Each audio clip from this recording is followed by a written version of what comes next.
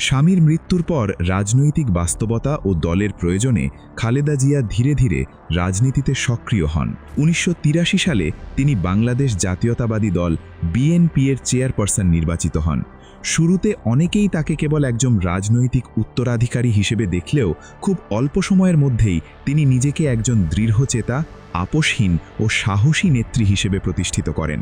স্বৈরশাসক হুসেন মুহাম্মদ এরশাদের বিরুদ্ধে গণতান্ত্রিক আন্দোলনে তিনি গুরুত্বপূর্ণ নেতৃত্ব দেন। এই সময় তাকে বারবার গ্রেফতার, গৃহবন্দী ও রাজনৈতিক চাপের মুখে পড়তে হয়, কিন্তু গণতন্ত্রের প্রশ্নে তিনি কখনো আপোষ করেননি।